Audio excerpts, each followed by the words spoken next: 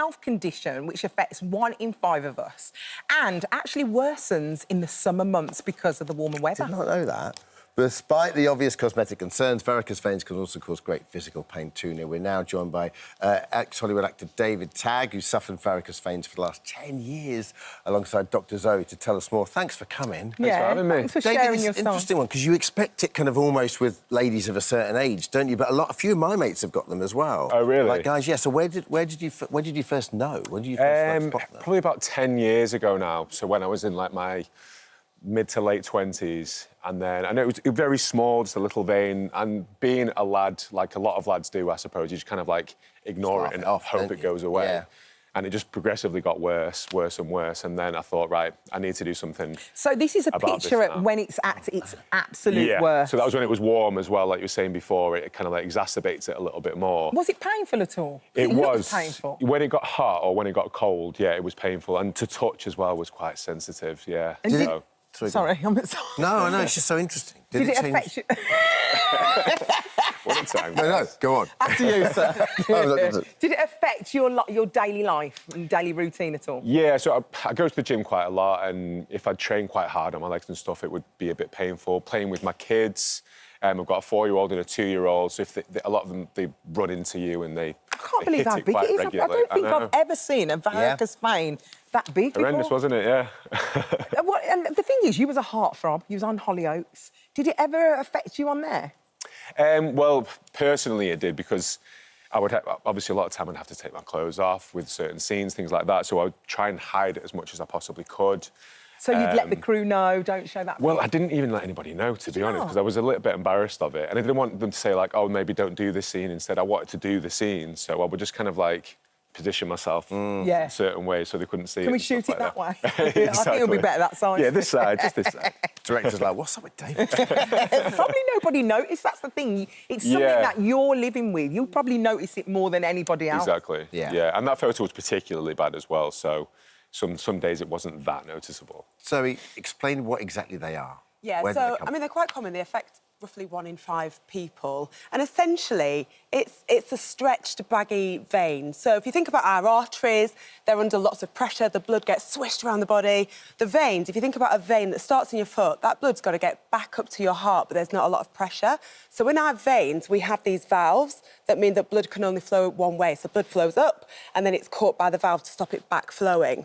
If those valves are not working properly, then blood can go backwards and it can pool in the lower veins, and that can stretch them, and then they can get sort of baggy and this sort of loose, twisted appearance. And they tend to affect the legs most commonly, but they can actually happen because the legs are so far away from the heart. Yeah, so there's more. They've got to fight harder. That blood's got to fight harder to get up in the body. So, so they are. Yeah, they're pretty common, and that's what causes them. It's this back pressure. You know, in David's case, he's a really healthy, fit, you know, young man when this first started. So there probably is a genetic component. They do tend to run in families, but also people who have jobs where they stand on their feet all day, so nurses, teachers can more commonly get them.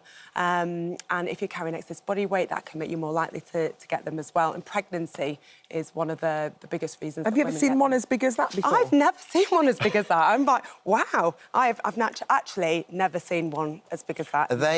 Are they more common in women than men? Because they are more common. Culturally, we associate. They are more common in women than men, but you know they do affect men as well. Yeah. So, David, when did you decide to get treatment for it? Or at what point did you think, you know what, I've got to do something about this? Well, when I saw the size of how big it had actually got, because, like I said, it was small initially, and stupidly thinking it would just go away, and then eventually, this was there last year, it was 2-3 inches wide, and I just thought, you know what, this is getting out of hand now, so I need to go and get it sorted. Yeah. So what procedures did you actually have? So it was a laser treatment. So I went to see Dr Christian at the Vein Centre, and it was basically like a tube with a laser on the end.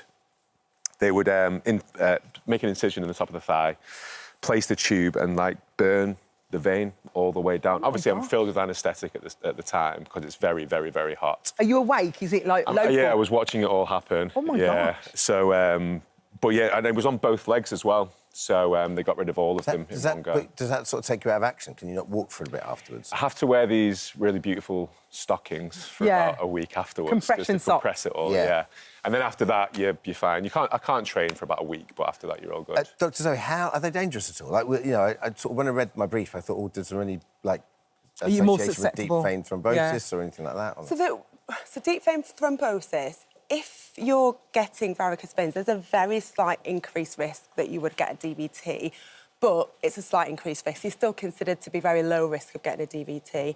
I think it's important to say, I think people will be watching this and they might have varicose veins and wondering if they can get treatment on the NHS. For cosmetic reasons, varicose veins are not treated on the NHS. So only if you have symptoms, not necessarily emergency. So things like if they're bleeding, if you have a varicose vein that bleeds, it's likely to bleed again, so that would qualify you for treatment.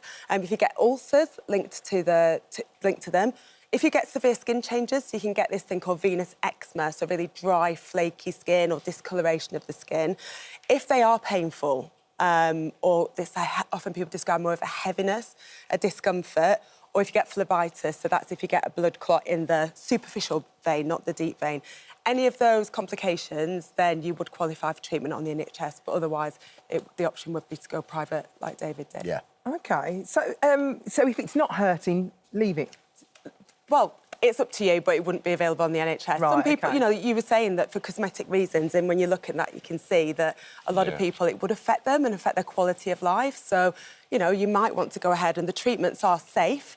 But, yeah, the NHS will only treat if there's complications. Is it completely gone now? How's your confidence, David? Yeah, amazing. I mean, like, because I'm relatively confident in myself anyway. Yeah. But with that, like, even going to the beach or the swimming pool or stuff with my kids, I just feel like I wear longer shorts and stuff. I was embarrassed. Yeah. But now, you wouldn't even be able to tell that it was Really? there. It's amazing, yeah. Listen, that's unbelievable. He's back, he's rocking, he was in a film nominated for a Cannes Film Festival. You're absolutely back. Thank you so much for joining us, the pair of you. Thank you. Thank you so much for visiting our This Morning YouTube channel.